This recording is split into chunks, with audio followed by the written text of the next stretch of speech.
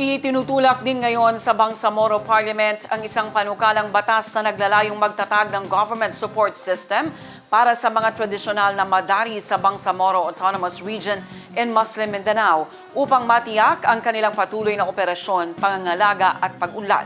Ang News Now sa report. Sa ilalim ng Parliament Bill No. 458 o Bangsamoro Traditional Madaris Preservation and Sustainable Act of 2026 na inakda ni Member of Parliament Muhammad Kelly Antaw, nakapalubang iba't ibang assistance package kabilang financial subsidies, teacher incentives, student support programs, capacity building initiatives, at institutional strengthening para sa mga rehistrado at accredited na madaris sa rehiyon. Ayon sa panukala, matagal na nagsisilbing pundasyon ng moral guidance, religious instruction, at community cohesion sa Bangsamoro ang sistemang madrasa o traditional na edukasyon Islamiko.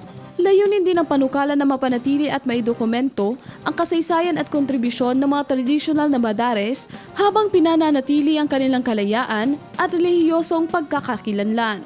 Nakasaad sa panukalang batas na magbibigay ang Bangsamoro government na taunang subsidy upang makatulong sa operational expenses at pagpapabuti ng mga pasilidad ng mga madares. Kasama rin dito ang buwanang honoraria para sa mga asatiz o guro sa Islamic education, gayon din ang libreng tuition supports at iba pang assistance para sa mga mag-aaral na naka-enroll sa mga madaris sa BARM. Iminungkahi rin ng panukala ang pagsasagawa ng training programs para sa mga guro upang mapahusay ang instructional methods habang maaari rin isama ang makaragdagang learning areas tulad ng livelihood skills, environmental awareness at basic health education. Bubuo rin ng isang Traditional Madaris Support Council na makikipag-ugnayan sa Ministry of Basic, Higher and Technical Education o MBHTE, Cultural Heritage Offices, religious leaders at civil society organization upang pangasiwaan ang implementasyon ng assistance programs at monitoring ng mga accredited institutions.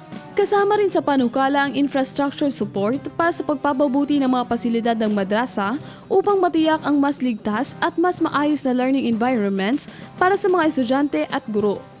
Sa explanatory note ng panukala, binigyan din ni Antaw ang mahalagang papel ng mga traditional na madares sa paghubog ng moral, cultural at educational na pundasyon ng Bangsamoro people.